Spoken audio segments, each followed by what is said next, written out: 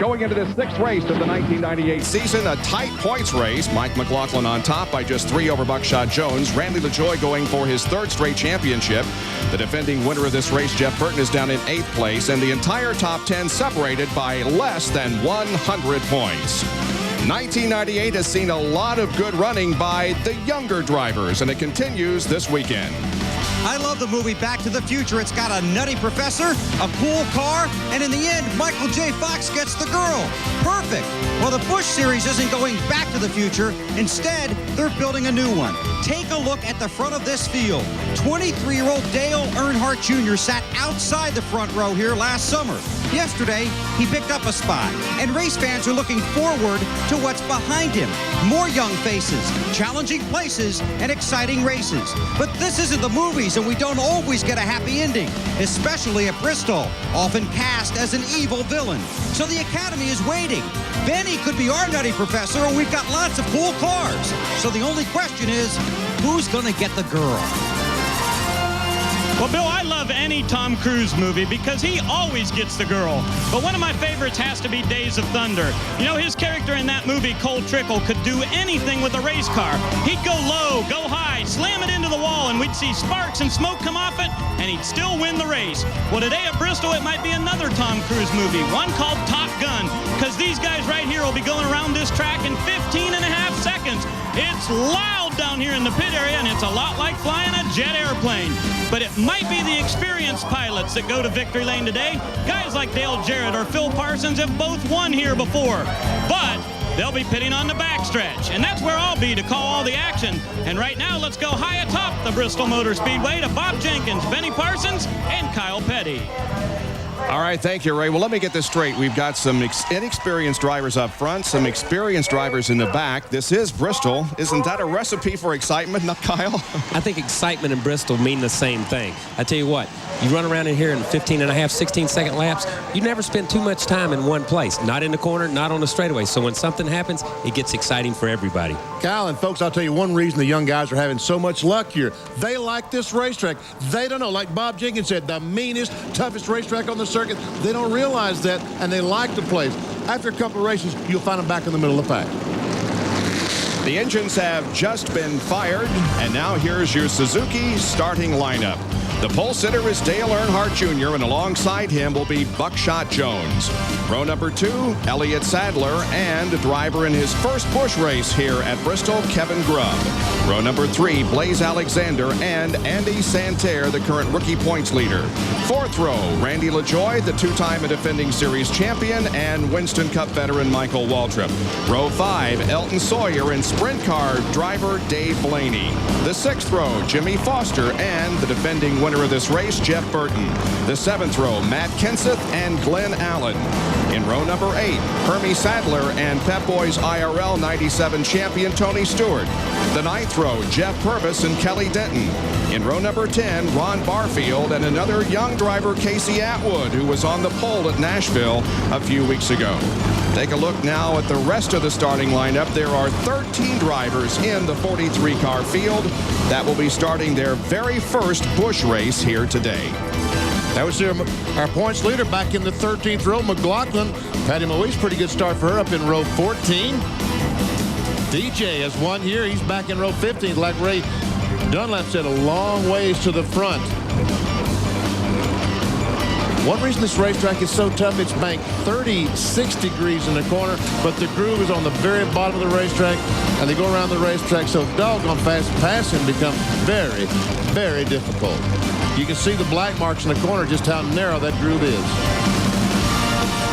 Visual, see Matt Hutter, he crashed a car in qualifying yesterday. Had to go to a backup car. And Mike Wallace did the same thing in happy hour last evening, and he's gone to a backup car. Mike Cope will have the 43rd and final starting position for today's 250-lap race here at Bristol Motor Speedway, which now seats 130,000 fans, and there are doggone close to 100,000 fans here for this race today. And of course, every one of those seats will be filled tomorrow when the Food City 500 NASCAR Winston Cup race gets the green flag. Huge, huge crowd. You see the front stretch. You see the gray spot up here? That is new pavement. They moved this new concrete. Actually, they moved that retaining wall back 4 feet and put in some new concrete. That's going to really help the drivers as they exit turn 4 and go down in turn 1. Well, as you know, Jerry Punch normally does the play-by-play on the support races on Saturday, but Jerry is not here today. The entire ESPN family expresses its deepest sympathies to Dr. Punch and his family. Early this morning, Jerry's mother, Betty Jo, passed away after a short illness. Doc, we love you. We're thinking about you and your entire family.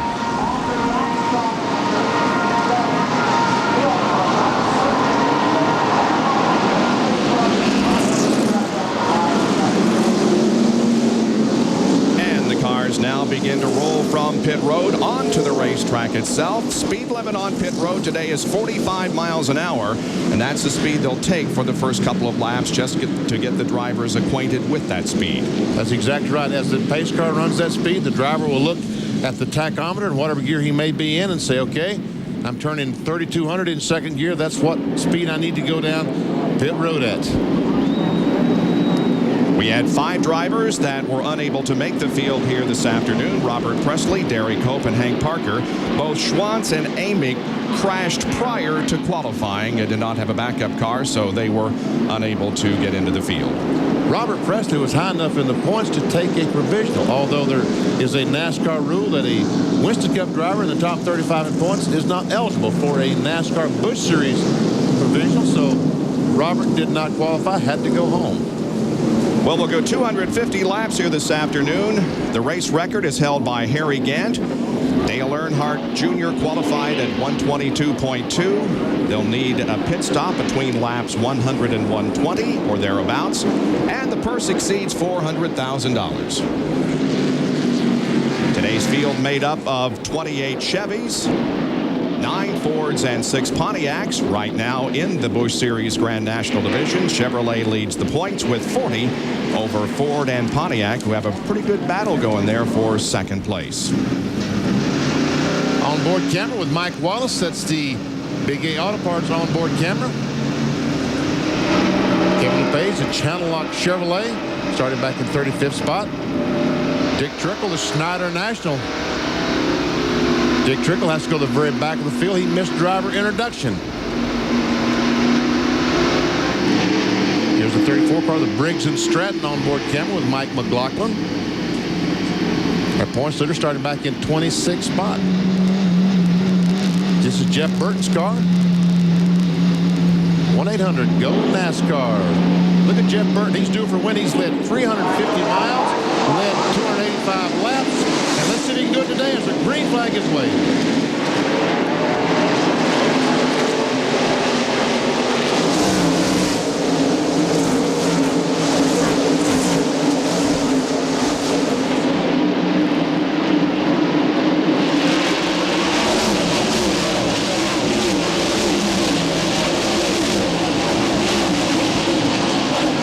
Some bumping and banging and gouging and shoving out there in the first 2 laps, but everybody has their car headed in the right direction as Dale Earnhardt Jr. leads the field with Buckshot right behind him, and then it's Elliott Sadler. Someone said it's like flying jet airplanes in a gymnasium. That's a quote from Dick Trickle, and I think he used that originally to describe a stock car race at Anderson Speedway, which is a quarter-mile racetrack in Indiana, but it certainly applies here too. Buckshot keeps looking. That's a 00 car.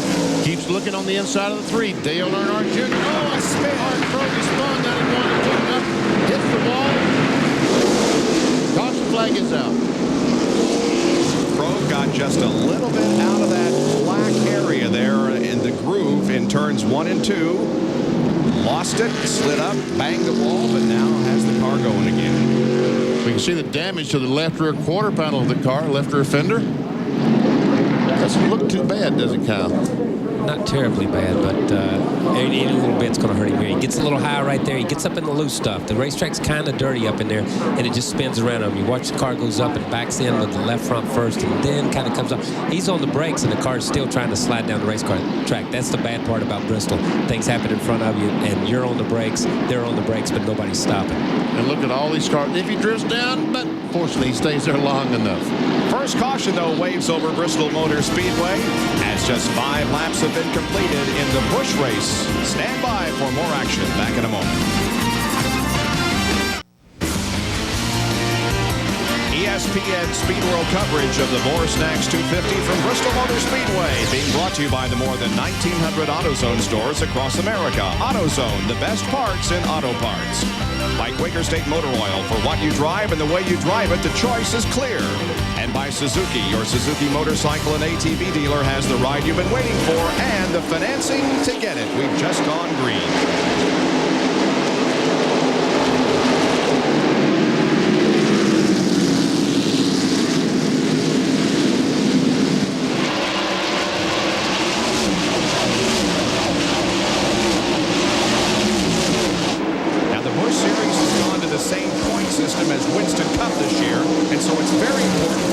Jones to get up there and lead a lap. That's right, because 5 bonus points for leading a single lap. But right now, Dale Earnhardt Jr. is clicking all those laps off. Of course, if he leads 249. Oh, here goes Buckshot. Oh, they go in side by side, and Earnhardt has to give him room, and Buckshot Jones takes the lead. At a good pace now, good and smooth. Buckshot's a little bit faster through the center of the corner and up off right now, and Dale Jr., that was a smart move. This early in the race, pull over and let him lead if he wants to lead. Elliott Sadler still running third, then Kevin Grubb and Blaze Alexander.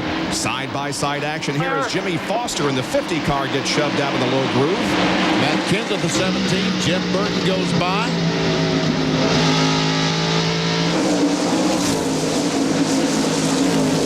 Michael Waltrip right behind Jeff Burton. And then Jimmy Foster, the Dr. Pepper car. Foster running just outside the top 10 now. Dropped back to 12th position when he lost a couple of spots. Here is Burton moving to the inside of Kenseth. Meanwhile, Grubb now challenges Elliott Sadler for 3rd spot. Wow. And here comes Blaze Alexander, the 20 car. 19 years old. Kevin Grubb, the 52 driver.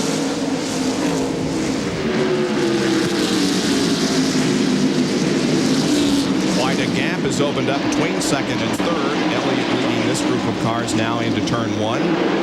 About a 2 3/4 already. And on a spin off the corner. 2, 3, 4 cars. 5 cars. 6, 7. And that's typical Bristol. Typical Bristol, like we said at the beginning. Excitement, because exciting things happen, and they happen in front of you. Nothing you can do. And a lot of damage to Mike Wallace's Big A Auto Parts automobile. You see the hood all buckled up. Everybody trying to get their machine going again, and all but 2 have. Ed Barrier and Jimmy Foster continue to sit down here. Now the 77 car begins to move away, but can't. He's got a lot of damage to the left side of the Lear car, and there's some rear damage to the 50 car. Yeah, look at the left side damage to that automobile. There's Jimmy Foster. He crashed in practice before qualifying. Here's a replay of what happened. Foster was losing positions. We documented that, and it looked like no help, just got sideways. Just jumped out from under him coming up off the corner, and everybody begins to check up. And like we said before, 15.5, 16-second lap, the spotter doesn't have time to key the mic and say wreck. 3 seconds are gone, and you're on top of it. And that's the way it is, and here's the way it shows up. Wow. Take a look at another angle of the incident down in turn 1. There we see someone bounced off the wall. That was a 77 car that bounced off the wall. Joe Bessie, a lot of contact, heavy contact. There comes Patty Moise, a 14 car spinning through. Looks like Dale Jarrett up against the outside retaining wall. Take a look from a Briggs and Stratton onboard camera. Going in turn 3, coming off turn 4. The wreck's going to happen right in front of him.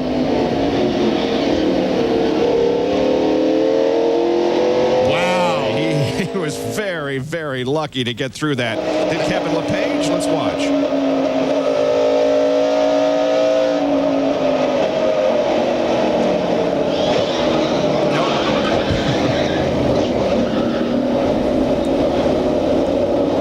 Kevin LePage was stopping. Seemed like he had everything going his way, but someone ran in the back of him and spun his car out. There's Joe Bessie's car, the Chevy that's behind the wall.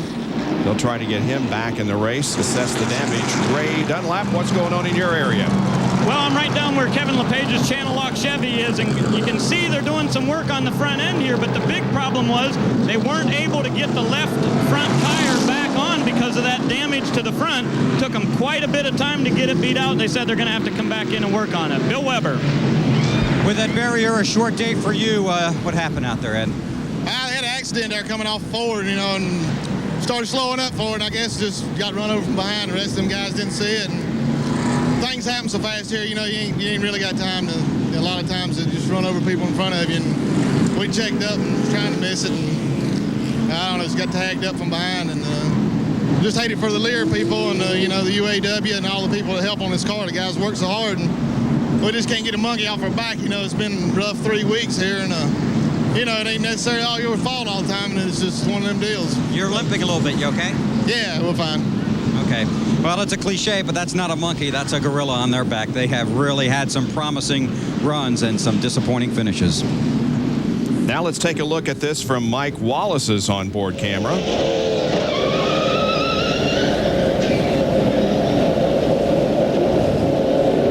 All four corners of that thing is damaged. Looks like it. And again, he crashed yesterday afternoon, so Dick Trickle takes a look. He's right behind Jeff Krogh, and we know Krogh was in the crash.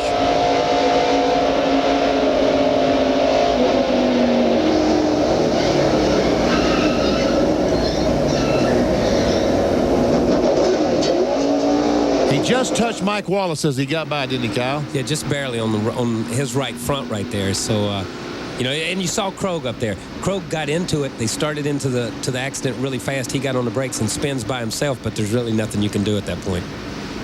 So the caution continues to wave here at Bristol. We're 20 of 250 laps into the race.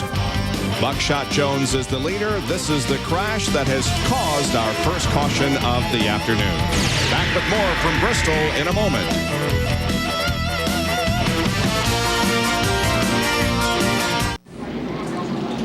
There's a beautiful overhead shot showing this magnificent stadium here now, with seats completely around the half mile at Bristol. 130,000 seats available for the spectators. These overhead shots, by the way, are courtesy of the Pennzoil Copter Cam, flying in some beautiful blue East Tennessee skies this afternoon. Well, last time around they had given the 1-to-go signal, but now they have waved it off and will go a couple of other laps. Ray, what happened? Looks like there's a lot of water down there. Well, Bob, that first crash out on the racetrack was typical Bristol, but you don't very often see a crash under caution like this one. As Mark Green was coming down off of the turn trying to come onto pit road, he locked up the brakes and slid sideways, and he ran into one of the water barriers, which holds the cars so they don't run into the pit wall, and it spilled over, and a lot of wire got out on the racetrack, but some guys have been out there, they've swept it up, and it shouldn't be a problem. Wow. We're still not going, will not be going green this time. The cars that were in the crash all lined up on the inside because they're now a lap down. Bill Weber, Earnhardt Jr. has lost the lead to Buckshot. Everything okay? Everything's fine now, Benny. In those early laps when he was leading, Dale Jr. was saying my car's loose, loose, loose. Well, Dale Earnhardt Sr., his dad told him, you just settle down now. The 00 is tucked up right behind you. That's creating your car being a little bit loose. So after the 00 went around the 3, Earnhardt Jr. said the car is much better now. I like the way it's handling. I'm fighting it a little bit in 1 and 2, but it is awesome in 3 and 4. Still waiting for the 1-to-go signal. There is Dale Earnhardt Sr. watching his son competing here this afternoon. Well, you can fire up your laptop and stop by NASCAR online at www.nascar.com, where you can be a part of ESPN and NASCAR's celebration of 50 years by casting your vote to who you think is going to carry NASCAR's torch into the new millennium. The Future NASCAR Legends Award will be given out at NASCAR's Night in Hollywood, a golden celebration. That'll bring together entertainment, celebrities, and athletes on the night of May 2nd at 7 o'clock Eastern Time. Benny, you talk about big events. This is going to be a very big event as we get to rub noses with the big celebrities in Hollywood. And I'll be there. So I'll be right there. And Just so will Kyle. shoulder to shoulder, right, Kyle? Absolutely. Shoulder to shoulder with everybody that you see in the movies, and that's the way it's supposed to be. That's right. And you can watch it live with us at 7 o'clock Eastern Time on Saturday night, May the 2nd. We would be delighted for you to join us for that celebration in Hollywood. Now, we're going back green. Racing, the pace car is off the racetrack. Our leader, Buckshot Jones, will be bringing them down. Get ready. Okay, here they come. Get ready. Go. Green. They're all around you.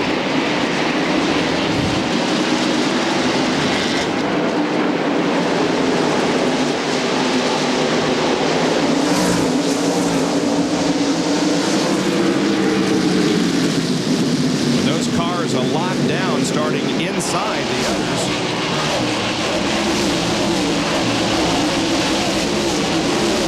It presents a bit of a problem because the preferred line here, of course, is down low. So there's a big scramble every time we have a green after a caution. Now, Dale Earnhardt Jr., now he's got some clean air behind him to get some downforce, trying to get back by Buckshot Jones. There's Blaze Alexander in the 20 car as he is able to pass by Lance Cooper driving 23. Lance is a lap down, so he's not losing positions here. I think he was one of those cars in the crash, that big crash. The big crash here on the front stretch. Jeff Burke trying to work his way towards the front. That's Andy Santerre, the 47 car, directly in front of him. Now he's moved up 3 positions from 12th to his current 9th place. And looks like 8. That's Andy Santerre in the 47 that he just got by. Here comes Michael Waltrip at the 21 to try to get by him. And does, coming out of the second turn. Here's a race summary panel. Buckshot Jones on top right now. We've had 2 caution periods. Clear. Matt Kenseth gets by as well. Andy Santerre is doing the smart thing, folks. You can see this groove is very narrow on the outside. The car is just not able to run fast enough to maintain with those other cars. So wise thing to do is back off. The cars in front start slowing down, and then you can repass them. Matt Kenseth there in the 17 car was the winner earlier this year at Rockingham as he and Tony Stewart had a great battle to the checkered flag. Now we go back further in the field. There is Tony Stewart, the 44 car. He missed the race last week at Darlington because he was running the Pet Boys IRL event in Phoenix. Back in a Busch Series ride here this weekend. The 75 car is Kelly Denton. Remember that young man ran some ARCA races, ran a few Busch races, or truck races, I should say. This car is owned by Charlie Henderson locally, and he has chosen a local driver, Kelly Denton, to drive it at Bristol Motor Speedway. Kelly's running in 15th position. Tony Stewart there is in 14th. And here are the way the Fords are running in the upper left box.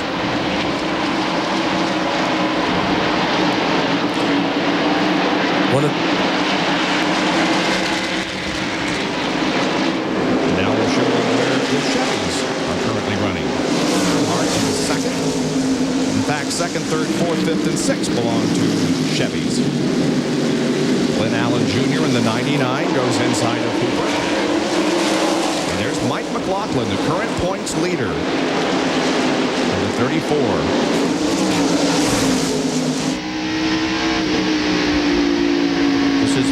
Looking back on Mike McLaughlin's rear bumper.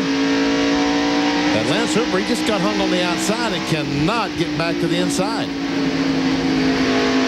there's almost a steady stream of traffic around this half-mile speedway.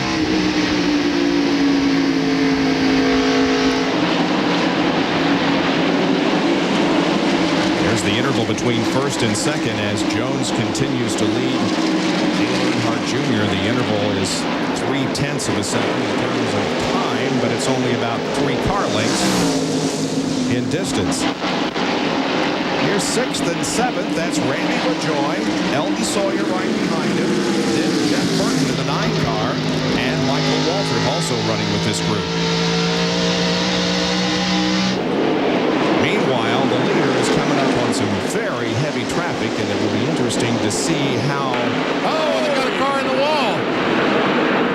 Right in front of the leaders as they... That's Casey Atwood in the 28 car, who was the star of the show at Nashville a few weeks ago, winning the pole and finishing in 2nd position. There is no caution. Atwood's car still rolling. He'll take it to the pits. Right in front of the leaders. Look at this mess. Wow.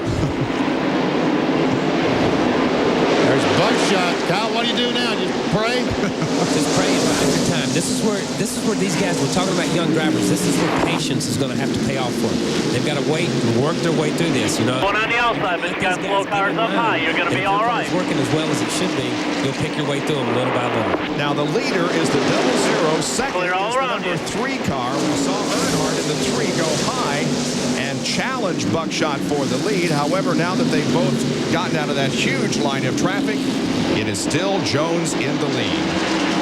Now, which way does Buckshot go? Does he try to go the inside or outside? Whichever way he doesn't go, the 3 car is going the other direction. It's Matt Hutter in the 36. They're coming up. They're all around you. He's running in 29th position. And the reason the yellow car, the 36 Hutter, just doesn't pull over and let the leader go is if the caution flag were to come out, he can make up an entire half mile. Almost some contact off the corner. Look at this. Look at the fastest. They're all around you. The 66 cars moved your right rhythm into the down. fray here just because of the way they're caught in traffic. Yep.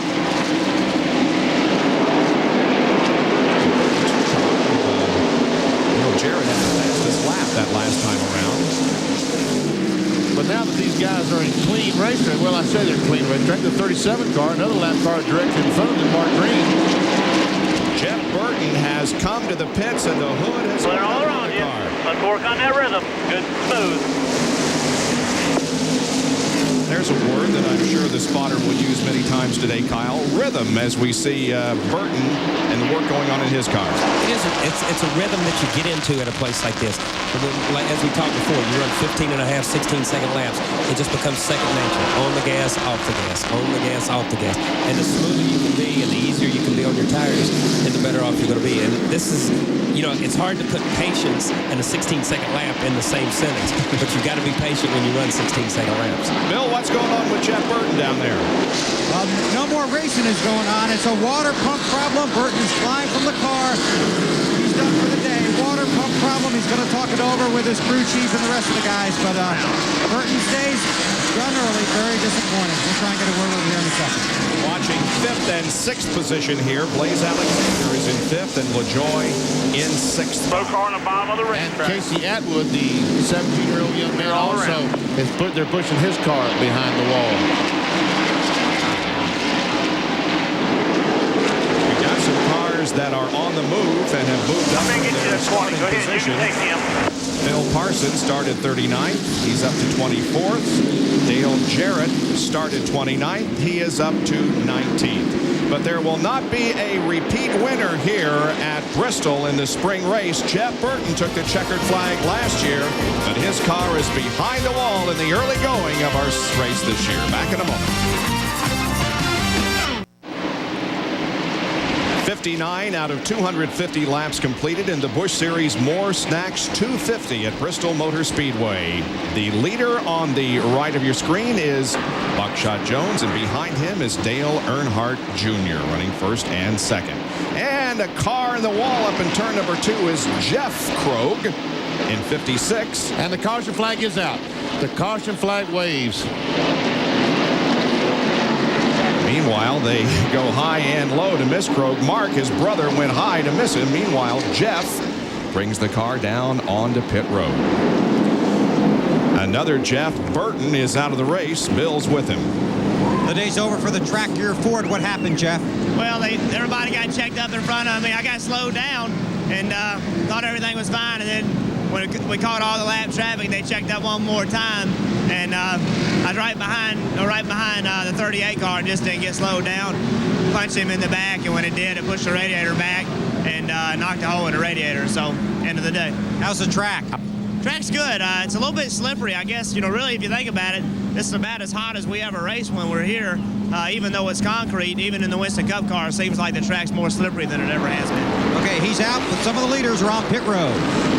Yes, indeed. Those on the lead lap and those that are pitted here on the front stretch are coming in. It's a busy place down in front of us as Dale Earnhardt Jr. rolls to a stop. Oh, back up. He's got to back up. It's going to cost him a lot of time. He was over the yellow line. And we see him making a chassis adjustment on the rear Panhard bar, or the Panhard bar. Left side's going on. Bill Weber. Well, they do continue to work on the left side. Buckshot's right behind him. Buckshot takes off, waiting on the left front now on the street car, and he scurries away, followed by a host of traffic. To the backstretch of Ray Dunlap. Well, Bill, Mike McLaughlin is the point leader, and he has the very first pit here on the backstretch.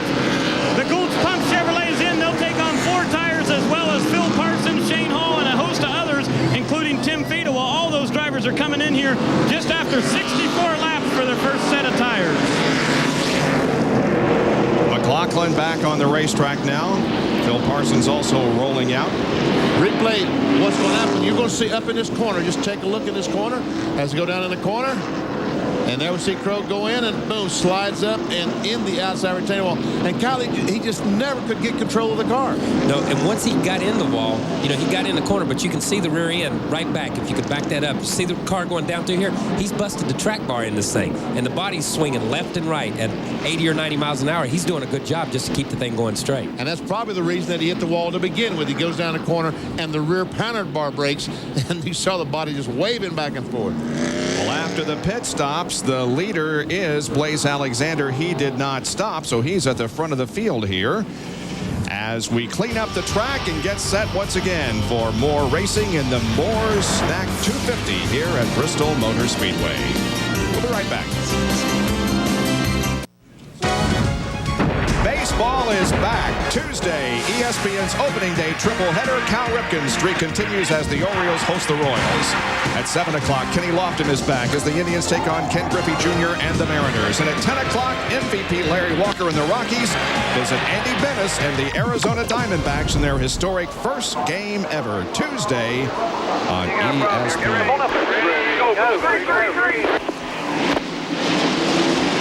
I guess they're green, huh? I think so. I would be surprised. They did not have a very good lineup on that thing. The 40 car, Kevin LePage, and the 72 of Mike Dillon were trying to figure out who should go in that spot, and Dillon now is going backwards. I think that Dillon was the lead lap car, though, and he was trying to get the 40 car of LePage out of the way. Mike Dillon, Detroit Gaston car number 72, was running in second spot on the restart and is falling backwards.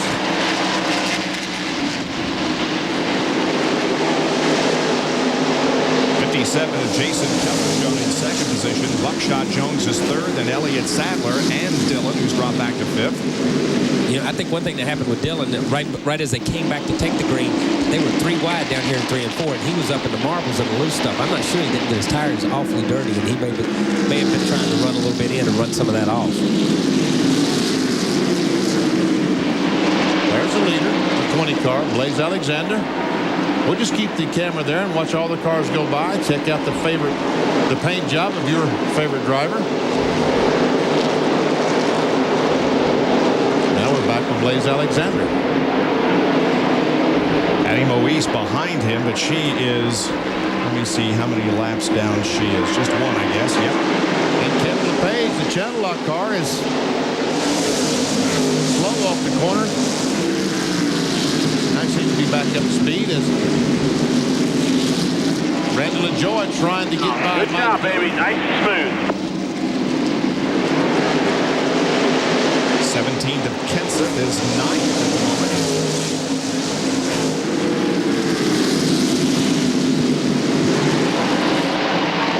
There's the 44 car of Tony Stewart, who is running at 10th.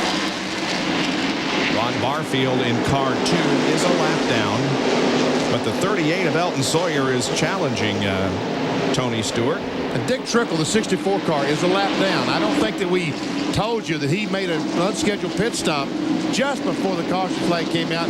He is 1 lap down. That's why he's trying his best to catch Blaze Alexander, hopefully to pass him, and then hope a caution flag comes out.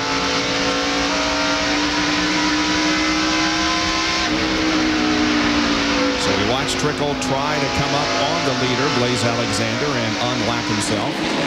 Scoring is showing Dick 2 laps down, as a matter of fact. The 52 of Grubb a little sideways there, but he's in a great battle with Sadler and Earnhardt.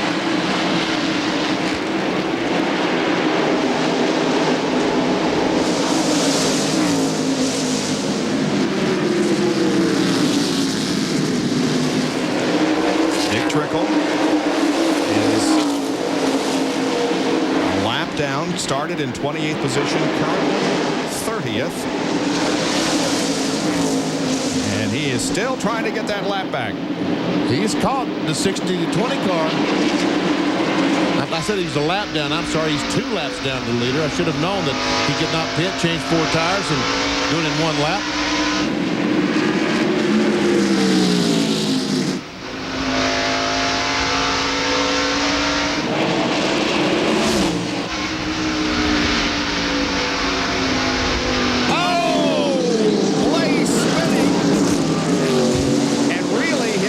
The 64 car kept him from spinning around, didn't it? And no caution flag. And no caution. How about that? Nice job by Blaze Alexander, but the left front of that car is damaged pretty badly. Here now is Buckshot Jones, who has taken over the lead of the race once again. Yeah, I don't think that helped Trickle much to get into Blaze and get him a little out of shape there, because while they were up there sideways, here comes the leader back around Trickle to put him 2 laps down.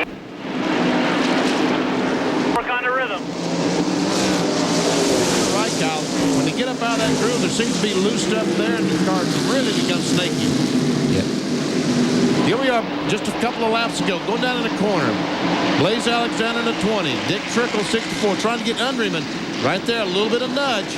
Just a little nudge, and it's a nudge in the wrong place. It's a nudge like right as you get to the center of the corner.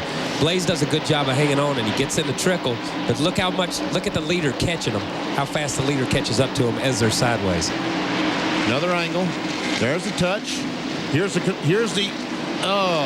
contact, and Dick Trickle has taken his car to the pits. Yeah, he got hit right in the right rear. It could have been a trailing arm or knocked it over. From the Pennzoil copter cam, again, we see the contact between Trickle and Blaze Alexander. Well, Blaze has dropped all the way back to 9th spot as Buckshot Jones has the lead. Elliott Sadler now 2nd. It doesn't take much contact to cause a problem here at Bristol. Watch, you can see daylight. Now all of a sudden, right there, I could probably take my hand and push that car around, couldn't I, Kyle? Yeah, I'm not sure that from one angle it looks like Trickle gets him. From another angle it doesn't look like Trickle gets him at all. But it's so close at that point in time. It doesn't take much, a little bit of wind. Dale Earnhardt Jr. talked about it before when the 0 was tucked up under him, double 0 with Buckshot, how loose his car got. You know, I think Blaze just got a little bit of loose there, and Trickle just drove by him on the inside, and they got together. So there's Blaze Alexander, who's dropped back to 9th now. Stewart and Elton Sawyer right behind him. By the way, Blaze celebrated his 22nd birthday last Thursday. With a lead of a little more than 3/4 of a second, it is Buckshot Jones. Sadler is in 2nd. Kevin Grubb having a great race, running in 3rd spot. Then Dale Earnhardt Jr. and Jason Keller. 6 through 10, LaJoie, Kenseth, Dillon, Alexander, and Stewart. Back with more after this.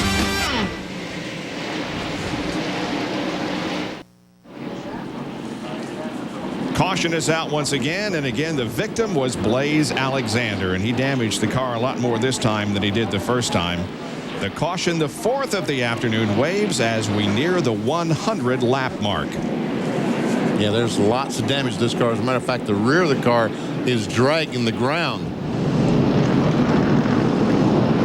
he's able to continue, it will be at a much reduced pace. Former ARCA driver in his 7th start in the NASCAR Busch Series. Here's the replay of what happened. Tony Stewart was right behind him along with Elton Sawyer. Going down in the corner, and Ooh, he gets hit before he ever gets to the corner. I would think that Blaze Alexander backed off to go in the corner a little bit sooner than Tony Stewart thought he would, and touched him in the rear. Wouldn't you think, Kyle? Yeah, that's just, you know, there you see the contact right there before you ever get to the corner. And, you know, Blaze's car has already got some damage on it, so he's probably checking up a little bit. And Tony just runs in on him and just bumps him in the rear. And you see the car. He slides from turn 1 all the way to turn 2 with all 4 wheels locked. Once again, the Pennzoil Copter Cam will give us a view, and I mean, it just doesn't. It takes so little. And look at all these cars. How in the world all these cars miss him is beyond me. Andy Santerre just barely gets under him. The 34 car drove through another one. Our Briggs and Stratton onboard camera. Watch this. When you see them going up the hill, Kyle, you hit the gas as hard as you can. Want to get by before they come down. Yeah, want to get by before they come down because you know they're going to come down. It's just physics. So Blaze Alexander has been the billiard ball in this high-stakes game of pool here this afternoon at Bristol. Car's in bad shape. He's okay, and we're a couple of laps away from the green flag. Return with us in a moment to Bristol Motor Speedway. Bristol Motor Speedway in Northeast Tennessee, hosting the Busch Series Grand National Division race here this afternoon. These shots from the Pennzoil Copter Cam, keeping track of everything that's going on in the racetrack. Still under caution here, expecting to go back to green in just a moment. Well, we have had to this point in the first 102 laps, typical Bristol action. On lap number 5, trouble. Mike Wallace trying to dodge the spinning Mark Krogh. He was able to do it. Then lap number 15, again, Mike Wallace, this time more damage to the car as he gets involved in a big crash here on the main straightaway. Damage front and rear. Then Jeff Krogh, the 56 car, breaks the pattern bar, going to turn 1. Blaze Alexander and Dick Trickle get tangled up. And then, just a few laps ago, this the reason for most recent caution. Alexander again into the wall with maybe a little help from Tony Stewart. Here's Bill Weber. And this race car will be a coffee table pretty soon. I know you're disappointed, Blaze. A couple of on-track incidents there. Well, we had a plan to stay out there. We knew we wouldn't be as fast as the other guys that got tires, but you know, Al and these guys do an awesome job in the rescue engine formula. It's been behind us, and we've been finishing all the races. I guess it's bound to happen, and you know, this track, it'll bite you quick. And I was just, I guess, getting pushed around the rookie thing or something. You learn here in a hurry, don't you? Yeah, you do. Okay, that's Blaze Alexander. He's finished for the day. You race here fast, and you learn here fast. Yes, indeed. A lot of damage to the car. Buckshot Jones is the leader of this race. 103 laps completed. Back under green here at Bristol. Jones and Sattler down the backstretch. Running in the 3rd position is Kevin Grubb.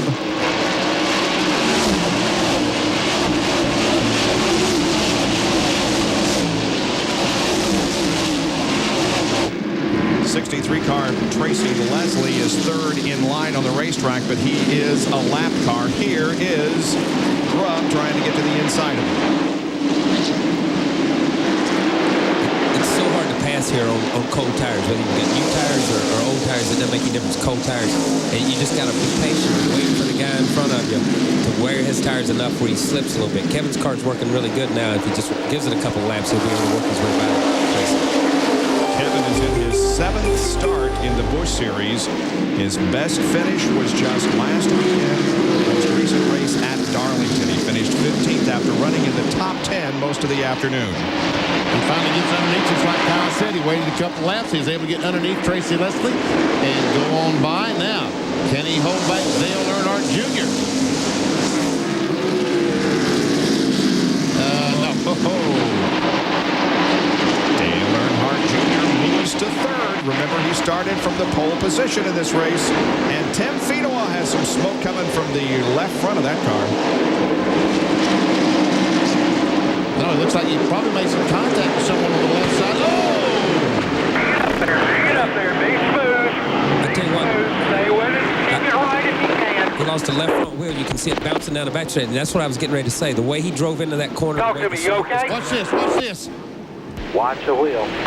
And as a final insult, the tire comes down and bangs the car.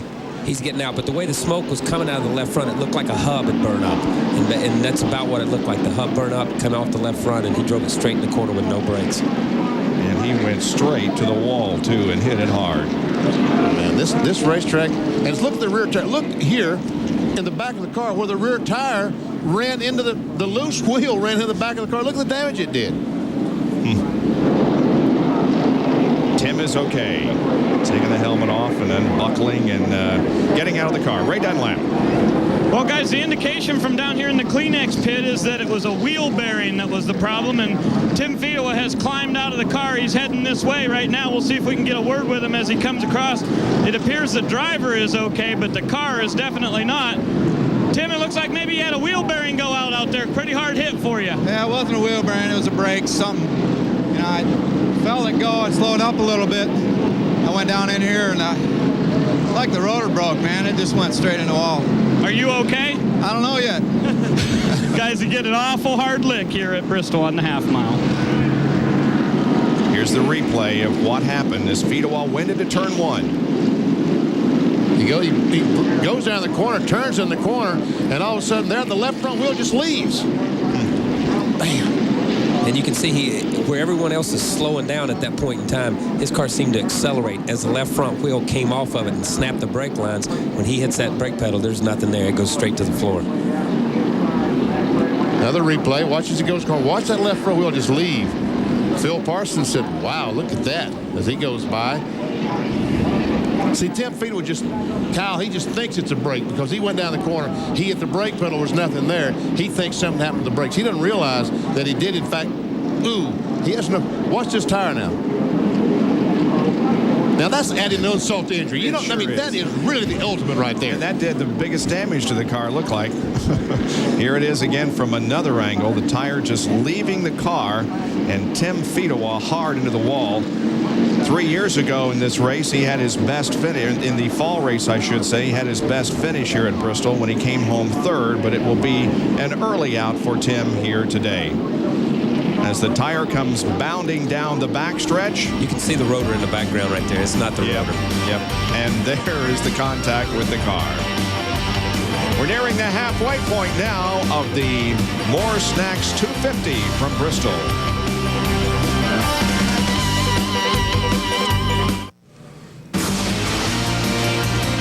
ESPN Speed World with Busch Series action today from Bristol Motor Speedway, being brought to you by Outback Steakhouse. For a legendary steak, fresh fish, or tender chicken, get to Outback Steakhouse. No rules, just right. And by Daytona USA, the ultimate motorsports attraction. Field being given the one-to-go signal. Boy, this place is magnificent, isn't it? Oh, it is gorgeous, just absolutely gorgeous. Down to Bill Weber just before green. Okay, just update two cars. First of all, the three. Remember, we talked about Dale Jr. being loose early in the race. When he pitted, they tightened him up. Well, they went too far. So when he comes in next time, they'll make a track bar and air pressure adjustment to loosen him up. As for Kevin Grubb in the 52 car, the great race continues. He'd never seen this place before Thursday. He's 19 years old. He came in here. He practiced well. He had a great qualifying run. He's having a great race. They made one pit stop. They put in some fuel and 4 tires and sent him back out. So that's a great story unfolding there in the 52. The one thing he has going for him, Bobby King, his crew chief team manager, has been here many, many times and able to set that car up. And obviously Kevin can drive it once it's set up. The green waves, we're back to racing on lap 121. Just 4 away from the halfway mark.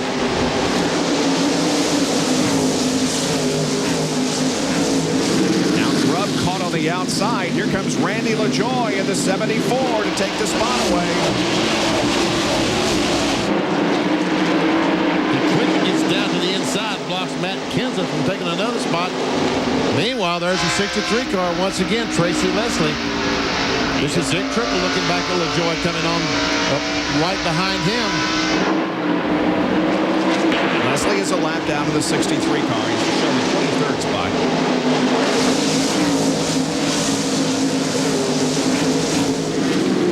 Jeff Crow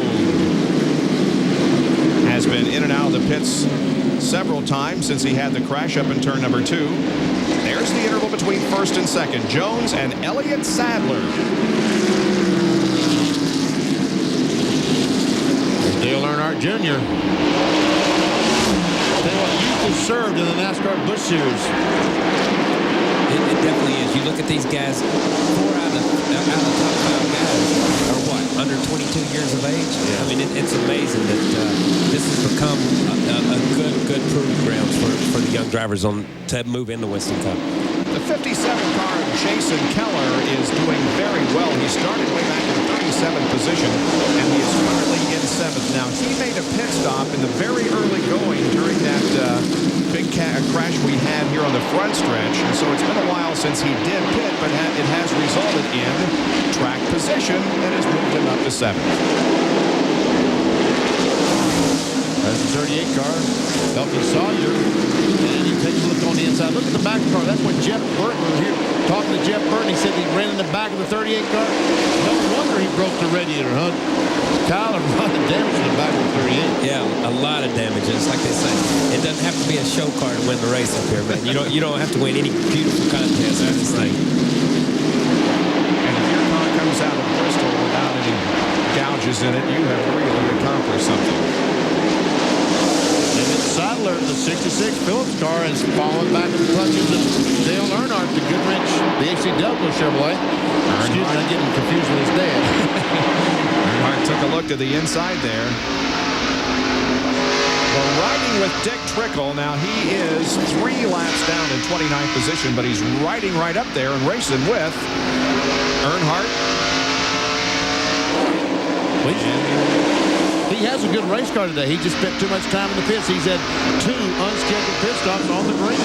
And you look at something like this and you say, well, what's Trickle messing with this guy for? You got to remember, Trickle's running for points. Dale Jr.'s running for points. These guys are all within the top 5 or 6 in points. They're looking at the bigger picture right now, not just this one race. Trickle gets by Dale Earnhardt Jr. And there is Randy LaJoy in 4th position. 38 car and 17 car, Matt Kenseth. And Elton Sawyer looks on the inside. The Barbasol Ford takes over that spot from the 17. That's 6th spot. Oh, shame there for Elton Sawyer. I couldn't resist the line on that. You know, we talked about earlier in the season that Matt Kenseth, Robbie Riser did not have a sponsor in the 17 car. And you see the sponsor on the car, Lycos, after the great run at Rockham, the victory there, these folks came on board, and they will be on board for the rest of the year. Lycos, of course, is described as an internet guide or a browser that you will find on the internet. Is that on the computer? Uh-huh. Oh. If you're not into the internet, BP, that's a lot of fun. You can learn a whole bunch of stuff on the internet, including what's going on in NASCAR.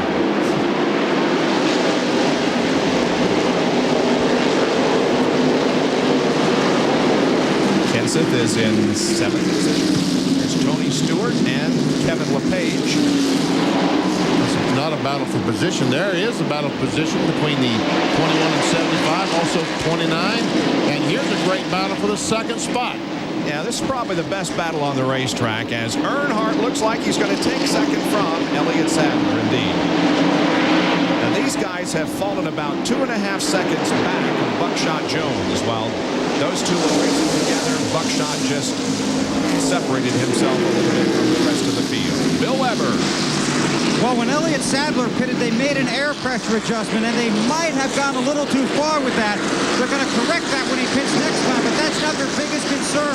Elliott told me before the race he's felt the flu coming on for 2 days, and his crew member just told me he does not feel very good in that race car right now.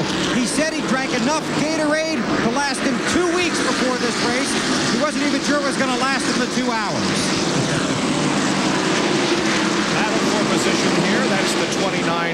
Remy Sadler, the 21 of Michael. The battle is for 13th spot.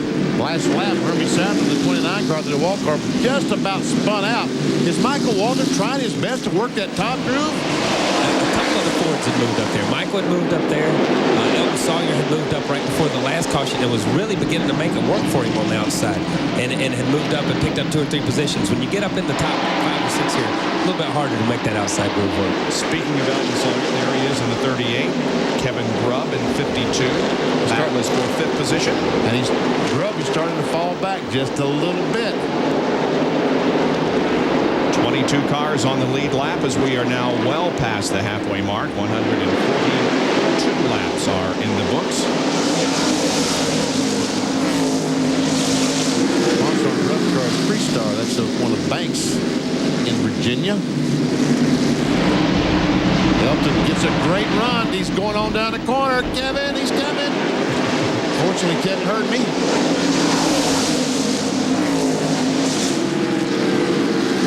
Elton gets a really good run up off the corner Eddie. It's a good jump at him. It's just not enough to get all the way up to his door. Sawyer working hard. Meanwhile, Kenseth has caught up to that. Now making a 3-car race for position.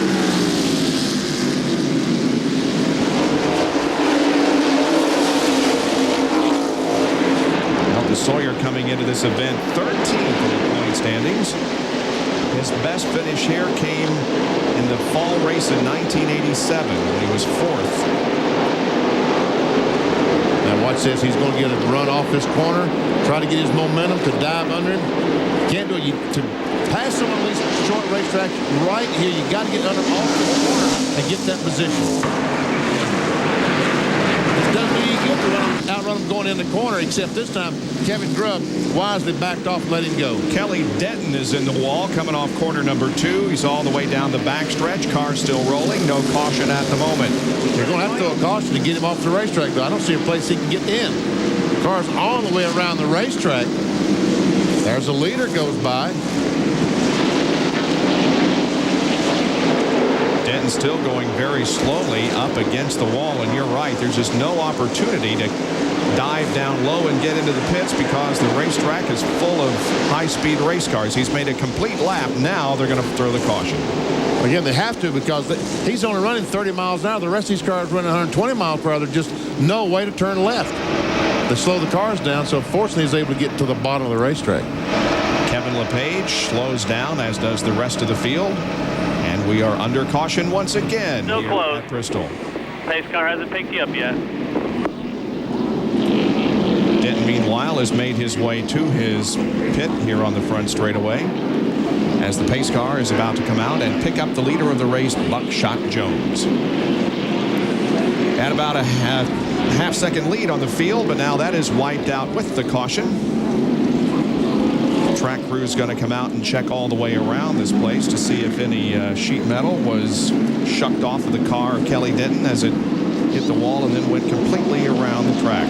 100 laps to go. This might be the last stop for some of these cars, Kyle. Yeah, and I'm not so sure that not right before that caution that the 3-car wouldn't begin to reel in the 00 just a little bit. You know, he complained at the beginning that his car was a little bit tight. Maybe you guys adjusted it too much, but the racetrack could have been coming to him. So it'll be interesting to see what kind of adjustment Dale Jr. makes this time if this is the last caution or the last pit stop. They are only allowed to change 2 sets Give of yourself tires. plenty of room now. Come on. We're going to get 4. Here they come. Give yourself plenty of room. 45 miles an hour is the speed limit down pit road. Bill Weber, they're headed toward you. And they tiptoe down here all the way toward turn 1. Triple pitch, 00, Buckshot Jones, then Earnhardt, then Elliott Sadler. Watch to make sure Earnhardt gets in his pit. He's okay. Extra man across the wall to clean the windshield. Right side tires going on. This should be the last set. They'll make a chassis adjustment on the 3 and on the 66. Now they'll come around to the left side tires on the 00 and the 66. The 3 took a little longer on the right side, still working on the right front. That's going to cost them some precious time. Now working on Buckshot's car. Looks like Elliott Sadler's going to be the first one out. Followed by Tony Stewart to the 17. Now Buckshot is down. Earnhardt's car continues to flounder on pit road. They work on the left rear. 3 cars on the ground. He's away. And that's what we mean by track position, folks. Dale Earnhardt had trouble on the right front and sat there for way too long and lost several positions because of it. What happened on the right front, Kyle? Did you see? He had a gun broke. As soon as he went down to his knees and hit the first lug, the gun broke. He pitched it across the hood. It just took an extra 4 or 5 seconds to get another gun over there. Wow. We'll take another break here under caution. Bristol Motor Speedway, the Moores Stacks 250 for the Busch Series Grand National Division here on a beautiful Saturday afternoon.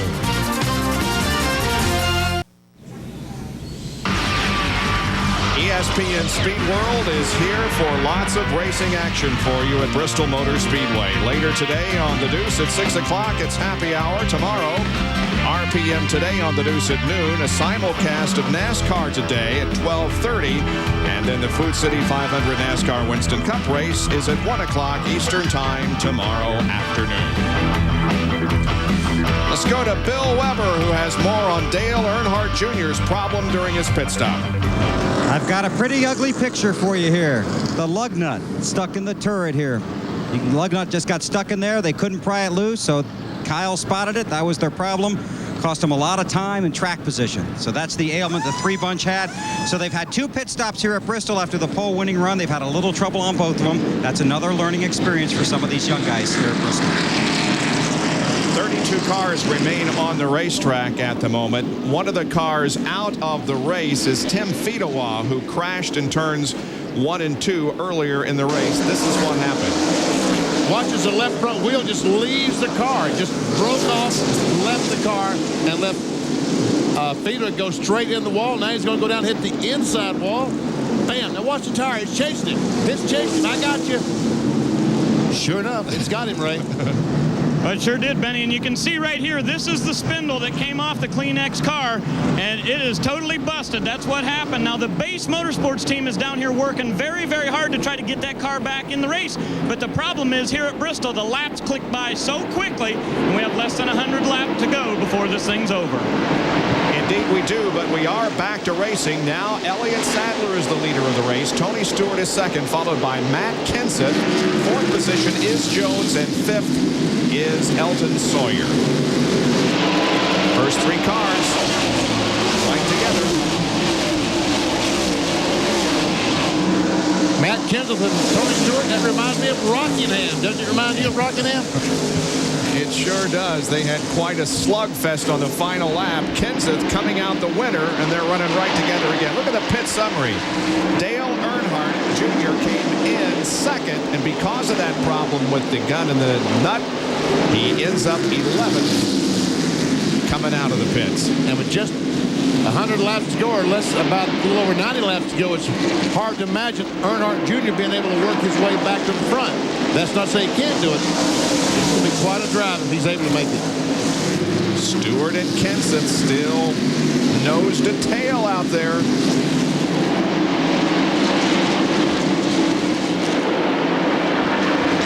Got to give a call to these young drivers who performed so well here this afternoon. We got Elliott Sadler leading, Stewart second, Kenseth third, Buckshot fourth. I guess the old man in this group is Elton Sawyer. Probably is. He's the old man, and he's a young guy. So yeah, exactly. It's amazing to think that all these guys are 21, 22, 23, 19 years old, whatever, and they're doing as well as they are in a place as tough as Bristol. And let's not forget about Kevin Grubb, who's at the back of that fivesome that now comes down the front stretch. Tony Stewart was running 9th when that caution flag waved. He made a pit stop at the rest stop and came out running 2nd. I talked to some of the pit crew, Tony Stewart's pit crew this morning, and they work about 3 days a week. 3 days a week, making sure their pit stops are up to par. They perform well. Oh, some contact, more contact.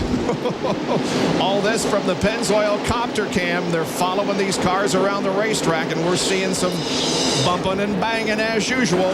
Now here's Kenseth to the inside again. He's been trying and just can't pass Tony.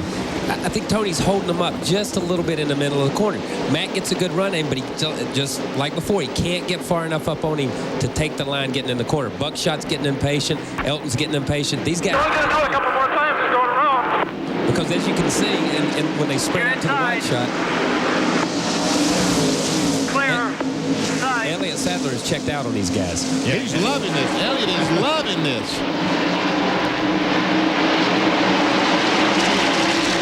He's built up 2.1 second You're advantage. inside. He's in there. Elliott Car. has. Now, here comes Buckshot to They're the clearing it. inside of Kenseth. Well, he was. Wow. And look, he's going to try it on the outside. No. Yeah, he is. He is going to try it on the outside. Here he goes. Now, this is going to be a tough match if he can make No it. clear. No clear. He could get himself caught up there and lose several positions, but he's going to try to get the spot away from Tony Stewart. That is a gutsy move by Matt Kenseth, and he's going to make it work. Coming back. There you go. Impressive. You'd think these guys had 100 years experience driving here and making moves like that. That's an incredible move at this stage in the race. He's the first guy I've seen pass any of the lead cars on the outside all day long. Bill Weber. Well, this is working very well for Elliott Sadler, as you pointed out. They wanted that car to run in some clean air. That's why they were so happy with their fast pit stop. They needed him to get out front to find exactly how that car is going to handle. They took some light out. They made the air pressure adjustment we talked about. If he stays in that clean air, he's going to be okay. And the further he is, Benny, the better he feels. Buckshot spinning after contact with Stewart. Get her started back up. The caution's out. Get her started back up. He's got to go or he's going to get lapped. He's got to go. Gotta go. 66. Gotta go. He's coming outside you right now. Gotta go. And he's going to make Get on that racetrack. You gotta beat him back. Yep, he's going to make it. He's lapped. He got back, but he's a lap down. Elliott passed him going down the backstretch, I think. I could be wrong. You can't let somebody pinch you off and spin yourself. You'd have been better off letting him go. Well, some words of wisdom there from the spotter. Buckshot knows that now. It's a hard lesson to learn, though. Believe me, having a car as good as Buckshot's car is and being that impatient, it's a hard lesson. Here's what happened to bring out our 7th caution of the race. 44, Tony Stewart, the shell car. 00 Buckshot. Here, Buckshot is going to try to get under him. He gets that nose. He starts under him. There makes some contact right there. Now, look at Buckshot on the apron of the racetrack, and the apron is only banked about 15 degrees. Not enough. He loses the back end as he tries to pass Tony Stewart. And I tell you, he's lucky he didn't hit the inside wall. Kyle, what do you see? Yeah, it's the same thing. He gets in there. He's just the lane opens up, but he gets into him just a little bit, and they drive back down across the apron, just like you say. De-wedges the car. It gets loose coming up out of the corner, and it's just a little bit, just like his spotter said. You know, he'd been better off to let him go and get another run at him at another time. Now he's sitting here, fastest car on the racetrack, a lap down. One more shot. Good job by Elton Sawyer here and the others to avoid Buckshot after he did spin. And there you see the contact.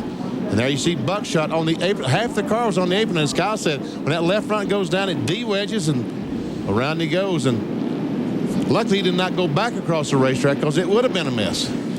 Yet another crash here at Bristol has brought out our 7th caution flag of the afternoon as Buckshot Jones spins coming out at turn number 2.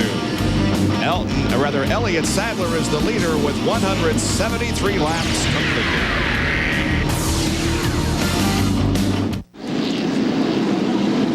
Welcome back to Bristol Motor Speedway in Tennessee. As we get set to go back to racing, let's take a look at the AutoZone race recap. Elliott Sadler, the current leader, he's led 24 of the 175 laps, 5 lead changes, 7 caution periods, averaging almost 73.5 miles an hour. Before he was out of the race, the car of Buckshot Jones led the most laps. As a matter of fact, he will get the 5 bonus points for leading the most laps in this race.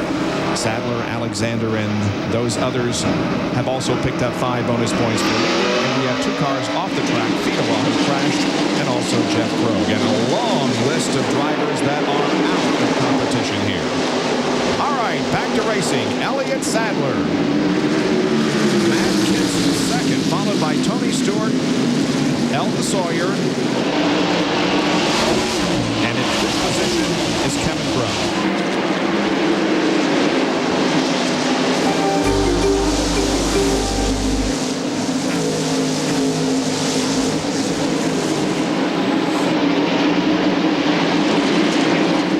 There's first, the 17th car, Matt Kenseth is in second. Buckshot a lap down.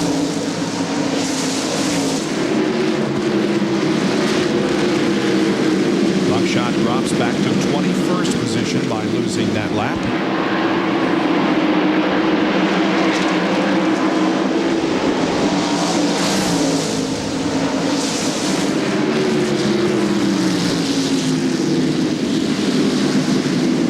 Still a long ways to go in this thing, 70 laps. Looking good. Just keep it coming.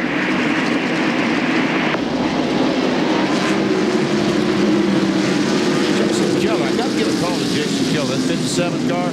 He really has run a terrific race today. Yes, he has. And here's several cars that are battling for position. That's Stewart, Grubb, Jason Keller. Randy LaJoie is in this thing. So is Dale Earnhardt Jr. And Grubb gives a great run on Stewart. Tries to get under, couldn't quite make it. Meanwhile, Jason Keller was trying to get under him. Everyone just kind of sitting there waiting for something to happen. And it usually does. Here's some cars that are on the move. Jason Keller from 37th to 6th. Phil Parsons having a pretty good battle there. Pretty good show here today. 39th to 7th. And finally, Kevin Grubb gets alongside Tony Stewart. And looks like he will push Stewart back another spot. Jason Keller also by. Here comes Randy LaJoie.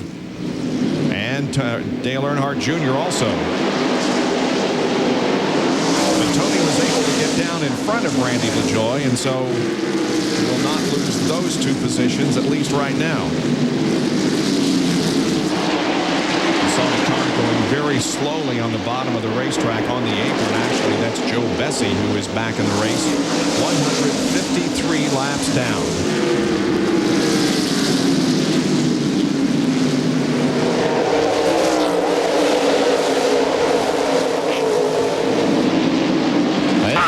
LaJoie gets passed by Dale Earnhardt Jr. LaJoie, two-time champion.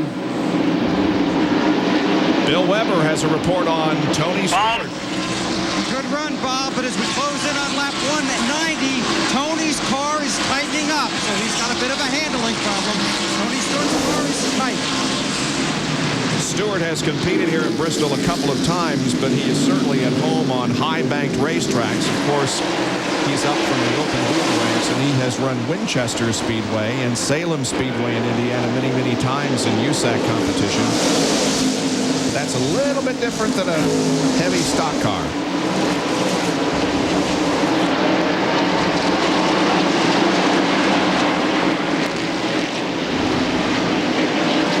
A couple laps ago, we went back in the back, and there sees the two-car of Ron Barfield, New Holland car, bam!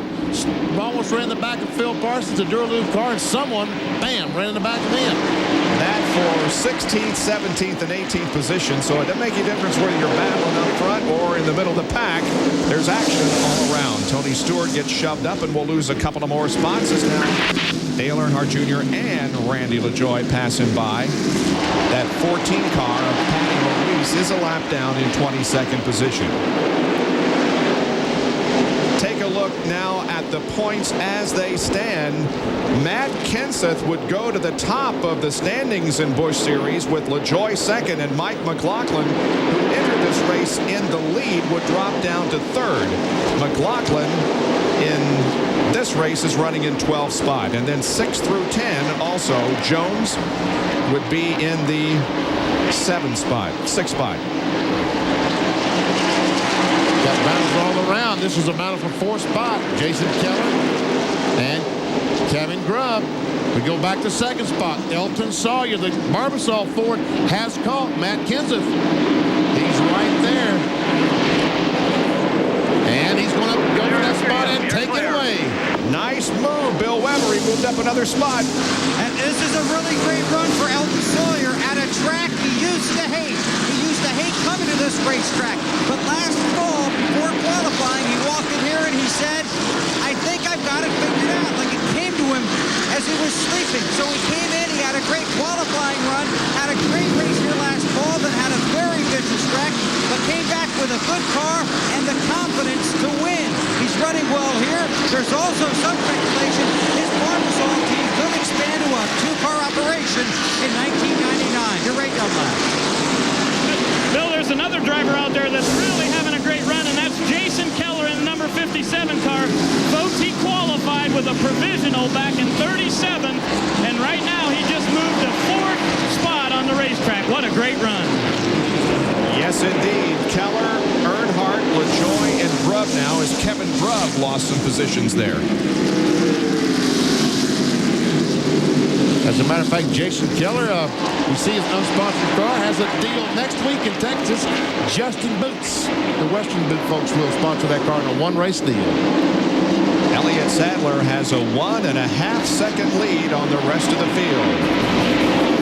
Elton Sawyer is running second as the 200-lap mark is just 2 laps away. The Moore Snacks 250 Busch Series race is 206 laps old. There's the leader, Elliott Sadler. And there are battles continuing all over the place. Here's Mike McLaughlin running in 12th position. Bobby Hillin Jr. in the 8th car is in 13th. The 63 car of Tracy Leslie, the Lizo car, is a lap down to these vehicles. He's running back in 23rd. Nevertheless, he's racing them. And this thing is far from over because Sadler had over a second lead now, and Elton Sawyer has trimmed away a bit of it. There's Michael Waltrip trying to get by Bobby Hillin. It's a battle for the 13th spot, and Mike Dillon, Detroit Gasket car, in there. He's running in 15th right now.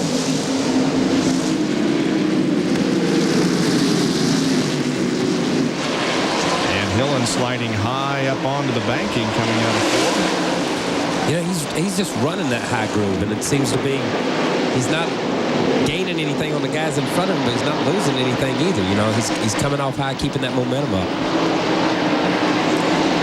Stewart and Dale Jarrett, who we haven't talked much about this afternoon, but he's up to 9th. He is. He's moved up to 9th spot. He's done it ever so quietly, though, because I had not even noticed it. I thought that it was Dale Jarrett that brushed the outside retainer wall with that big crash off turn 4, but it was, in fact, the Shane Hall automobile that brushed the wall. I said that earlier in the show. Dale Jarrett has won here in Busch Series competition at Bristol. He took the checkered flag in the fall race back in 1991. He has 11 wins to his credit in Busch Series action. His most recent victory was at Homestead in November of 1995. Oh, we got a heavy crash. Big crash. Mike Dillon and Michael Waltrip both into the wall.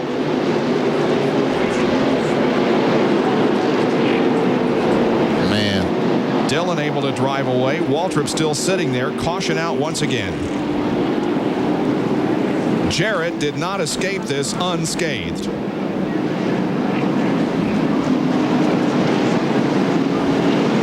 He's dropped down off the banking, is on the apron of the racetrack, and he's headed for his pit. And pit road is not open, so obviously he has some kind of problem. He would not be going to the pits. Car looks pretty clean.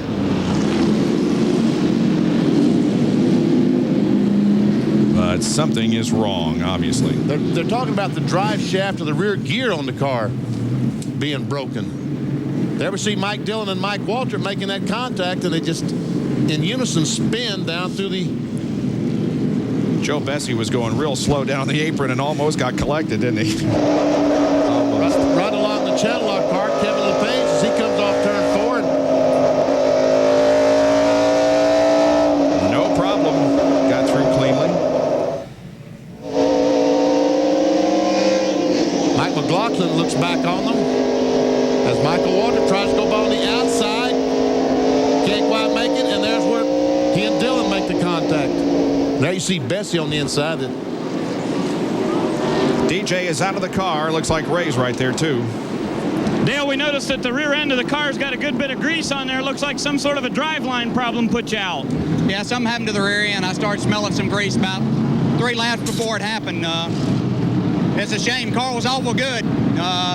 Started far back and pitting back here, but made up a lot of ground the way it is. Kind of cautiously coming up through that field, and in the closing laps of this race, looked like you had a car that might get you a top 10. Oh, yeah, we had already moved into the top 10, and I think we could have got to the top 5 if we had enough laps, but yeah, I was trying to be cautious coming up through, wanted to bring the car home. Let's go to Bill Weber. The last guy that wanted to see a caution is Elliott Sadler. Sandy Jones is his crew chief.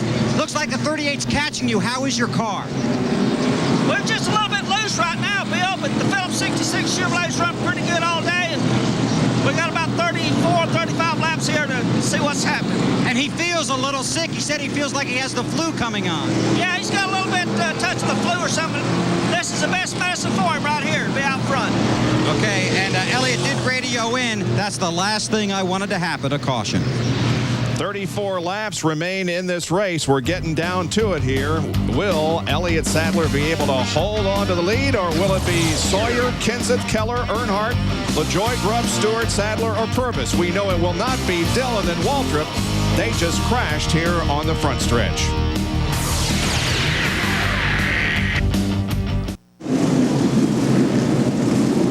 What you see is not good. We had a major mess over in turn number 2 just after the green flag.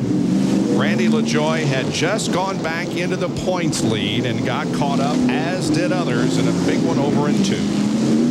There's Tony Stewart. Hermie Sadler is badly damaged. He's going to the behind the wall here on the front stretch. A lot of smoke and steam coming from that machine.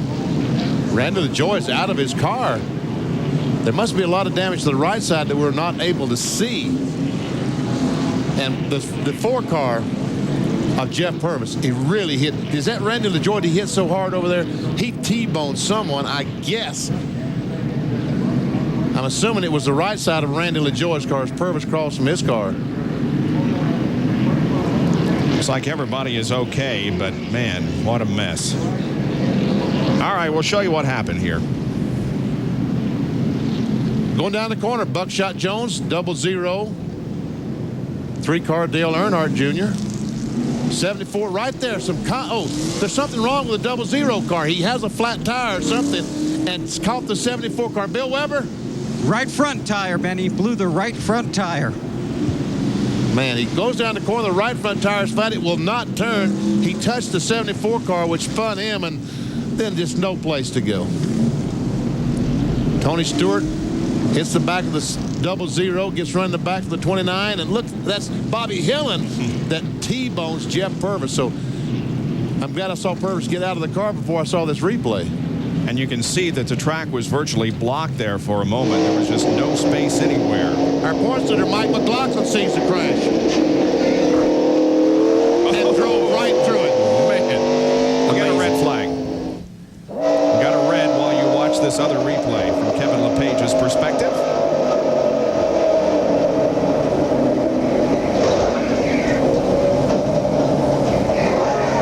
Kevin had some racetrack ahead of him that looked like he was going to make it through and then got hit from the behind. Here we go again from another angle. Here we see the right front tire going flat. 74 car in the wall. And boom, the 8 car Hillen into the 4 car. And car just... Well, we have a skirmish down in the pit area. Some tempers are flaring. It's a rather warm day here. And when you get to Bristol, things do happen. Ray Dunlap? Well, Bob, it's a mess down here. That's all I can tell you. Mike Dillon is not happy at all. He and Michael Waltrip had quite of a little bit of a skirmish down here. This kind of reminds me of what went on just a week ago whenever we had a little problem between Phil Parsons and Blaze Alexander. And you're right, when the temperatures go up and that kind of stuff happens on the racetrack, these things do happen. But hopefully tempers also cool off as quickly as they rise, and everybody realizes that that's racing. So with the red flag out and the big cleanup going on in turn number 2, we'll take a break and be back with more of the More Snacks 250. You see on the right of your screen the cars parked along the front stretch here under a red flag condition. There was lots of debris scattered in turn number 2 when we had this multi-car tangle. Tony Stewart's car is still sitting over there. So is Randy LaJoie's. And so the best thing to do in this situation is to give the fans a good finish and to clean it up. We do go red at this moment. Here's Ray again down the pit area. Don't make up our damn mind. Well, Bob, I caught up with Randy LaJoie here. Randy, third in points coming into this race, and it's just a big mess out there on the racetrack. What happened? On the restart, one of the lap cars got in the side of me and turned me around. You know, that's Bristol racing. I mean, ain't a whole lot we can do. Phoenix Chevrolet Monte Carlo is running good. We're looking for a top 5, you know, and we're just a little too tight to go after the leaders, but got back there with some squirrels, I guess, and I'm not sure what happened. One of the guys just pushed up and got in the side of us. I just hope it wasn't intentional because this is a long season to go yet. It looked like the 00 might have blown the tires, what they're telling us from upstairs. I don't know, before or after he hit me. I hope it was before. I mean, hey, that's racing, man. You can't do nothing about it. Yeah, it was definitely before, Randy. Guys? Going after his 3rd straight championship this year in base motorsports, going for their 4th consecutive title in Busch Series action. Let's take a look at it once again.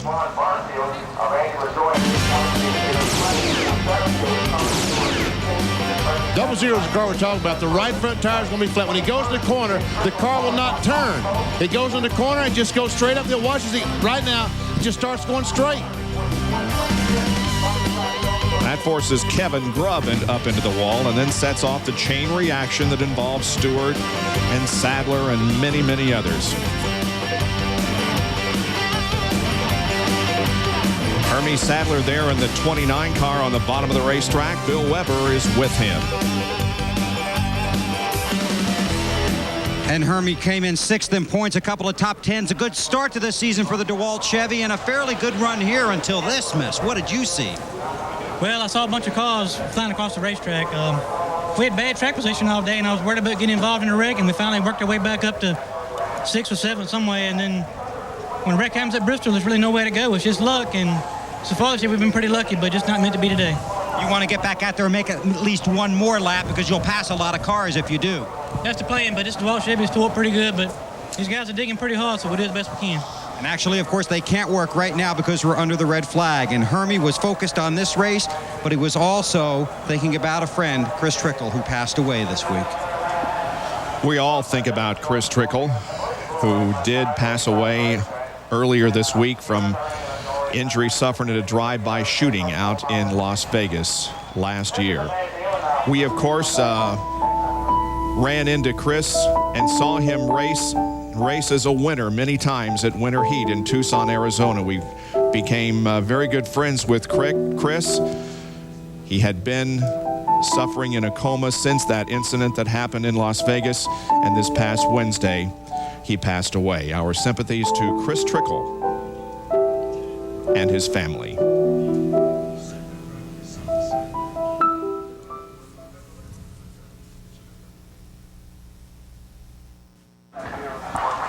The Moore's Meat Snacks 250, Moore's Snacks 250, I should say, at Bristol is under a red. We've completed 221 laps, and the cleanup over in turn number 2 is progressing very well, and we should be going back to racing before too long. Meanwhile, Ray is with Mike Dillon.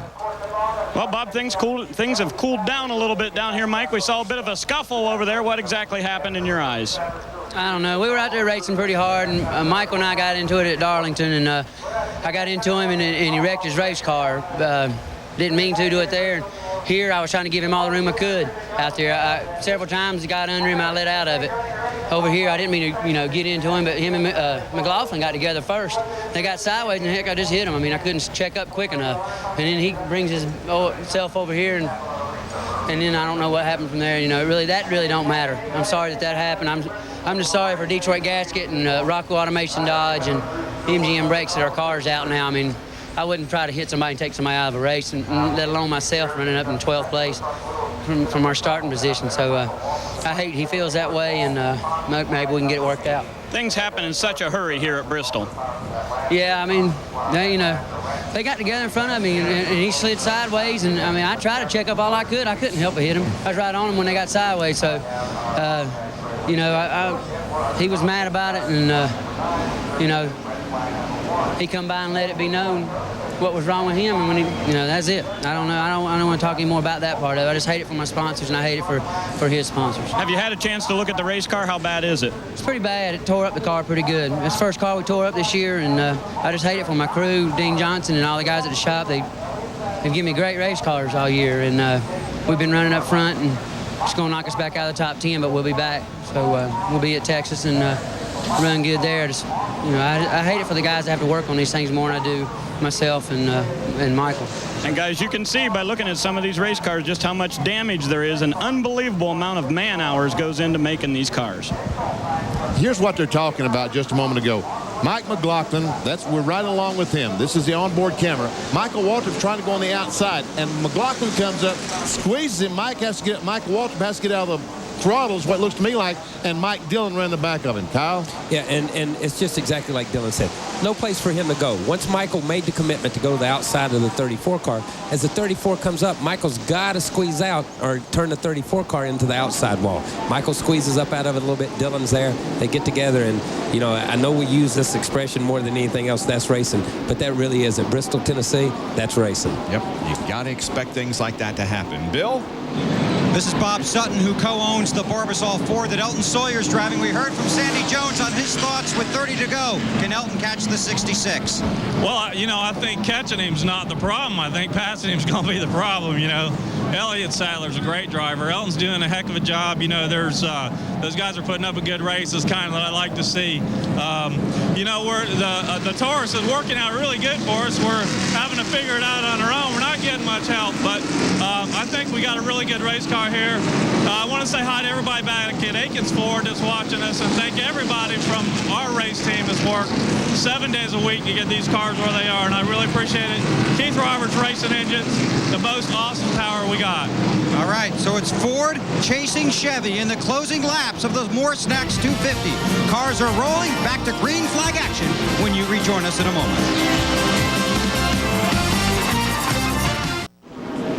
Cars are rolling once again. These laps are counting, and when they come down, they'll complete lap 225, so we'll have 25 laps to go. Well, Elton Sawyer is running in second position, and his wife, Patty Moise, is doing real well. She's a lap down, but is very close to the top 10 in 11th place. And Patty, there she is, the Rhodes Ford, as she lost that lap early on, and since then has run in the lead lap all day long. Has a great run going. This is a team car, the Michael Waltrip, the Michael Waltrip team. Bill, what you got for us? Hey, Benny, you saw that restart last time, didn't you? The 38 trying to rope in the 66? Yes, I did. Okay, well, watch it again, because now we've got a car going around the track. Bobby Hillen has his hood over the windshield going down the... Oh, we don't run that truck. He just missed the truck now. Always excitement here at Bristol, but it takes Elliott about 5 to 10 laps for his tires to come in. He's going to be very tight when we go back to green. Yeah, that's a pretty messed up car, isn't it? It is that. Signal's being given. 1 to go. Michael Waltrip's car is sitting on pit road down here in front of us. They're trying to get him back in the race. What more can you ask for out of a Busch race at Bristol? Yes. You saw tore up cars, scuffles in the backstretch. Guys they get out, they scuffle for a while, then they get back in the car and they go back out and make more laps. That red flag was good. That's like halftime. That's right. The last time, Elliott Sadler, I'll get this all mixed up. Elliott Sadler drives a 66. Elton Sawyer drives a 30. The last time on the restart, down the backstretch, Elton Sawyer, the 38 car, got a great run on the 66. And as Bill Weber said, 66 of Elliott Sadler having trouble getting his car up to speed for the first 4 or 5 laps after a restart. Only 23 laps to go. Get ready. Get ready. Get set. Go, go, go.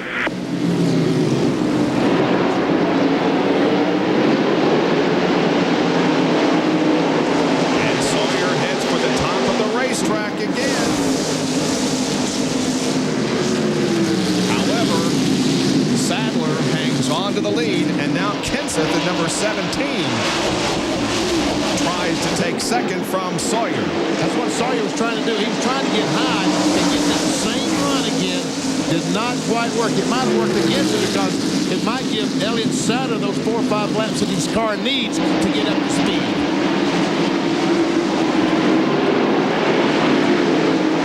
Elton Sawyer's not letting Sadler get away.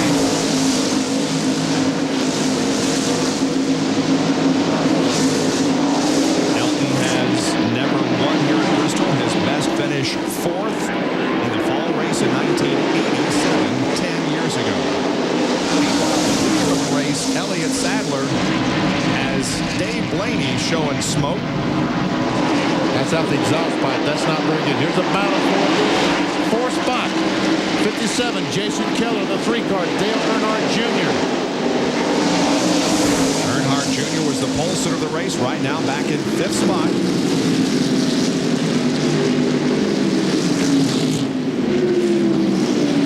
And Jr. looking to the inside. Jason Keller holding him off.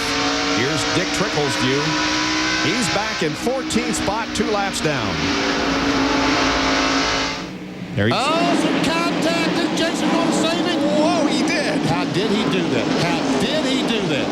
He was sideways from the exit of corner number 4 to the finish line and gathered it back in. I think the outside wall helped him just a touch right there. He got it on the right rear, but an incredible job of driving and keeping it under control.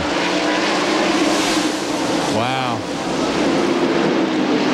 Does that heat up those radial tires to the point that it takes a couple laps for him to come back, Kyle? It takes a couple of laps for him to come back because he was in a 4-wheel drift, so it heated up all 4 of them. You know, it wasn't like he just buzzed the rear tires, so he's going to have to be patient here and let him come back to him. Did you see Earnhardt Jr. almost slap the wall on the right side as he came off the 4th corner? Sure did. It's a good thing they got 4 more feet of racetrack there. He would hit the wall.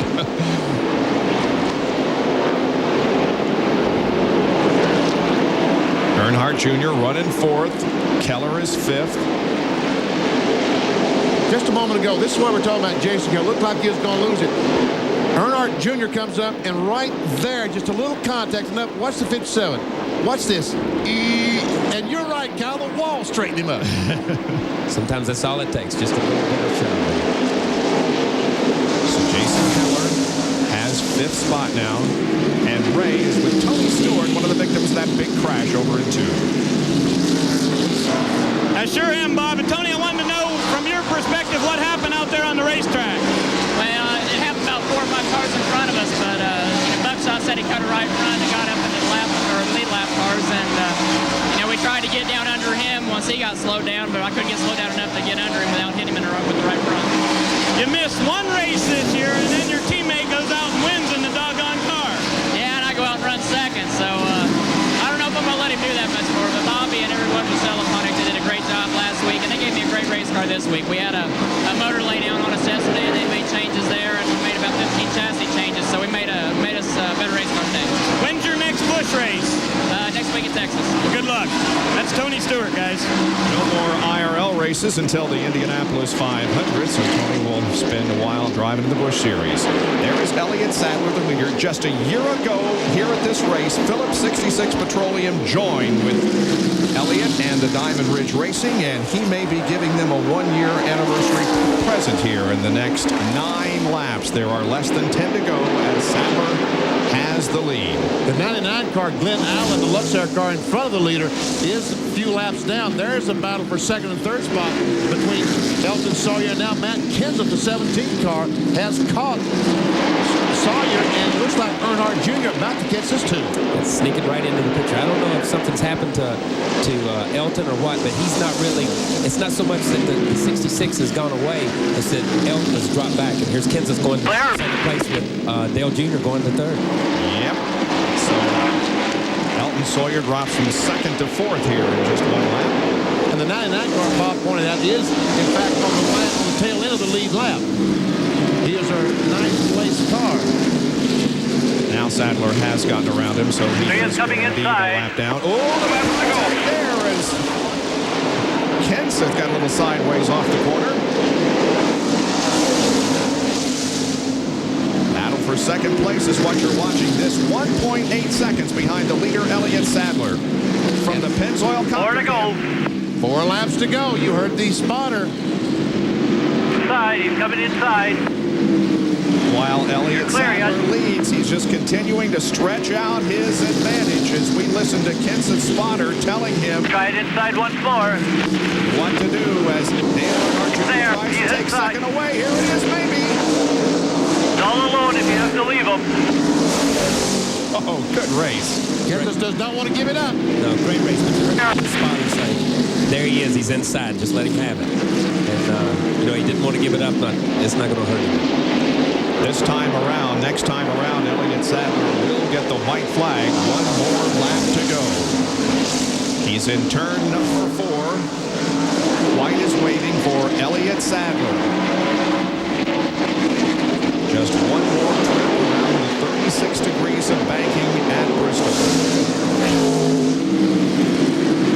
Going into this race, Elliott had 3 career Busch Series wins, and here is the checkered flag, and he wins his 4th career victory at Bristol. Dale Earnhardt Jr. second, followed by Kenseth, Elton Sawyer, and Jason Keller. Those are your top 5 in the Morris Max 250. A little happy down in the Zone 66 pits.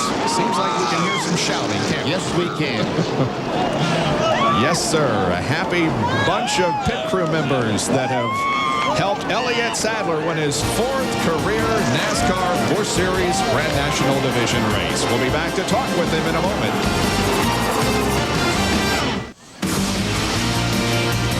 ESPN Speed World live coverage of the Busch Series race here at Bristol Motor Speedway today, brought to you by Briggs & Stratton. Put more power into your lineup. Make sure all your outdoor power equipment has a powerful Briggs & Stratton engine. And by Valvoline DuraBlend, the #1 selling semi-synthetic motor oil. To victory lane we go. Our McDonald's Winner Circle is hosted by Bill Weber. Well, it's a complimentary shower here of Busch beer and Gatorade, and Elliott Sadler congratulating by his teammates and congratulating them as well. And we might get a word with him. That's his dad. What a race!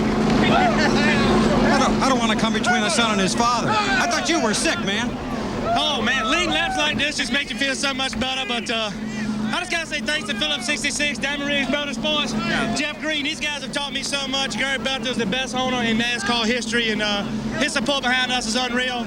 These guys worked like dogs yesterday in this hot sun. This morning we changed everything on the car, and Bill come in with a victory here is just beyond our longest belief. I tell you, it's great. And a lot of talented guys trying to catch you, including Elton Sawyer and Dale Earnhardt Jr. Exactly right. And those guys had some fast cars all day. Buckshot Jones and something just happened to him. And we had an awesome pit stop there. We've been practicing pit stops all week, and get out in the lead really made a big difference. And I had a buddy of mine give me this coin this week. He said, if you put that in the seat of your car, you're going to win this race. Well, buddy, he was in the seat of my car, and you know it's going to be in every seat we race from here on out.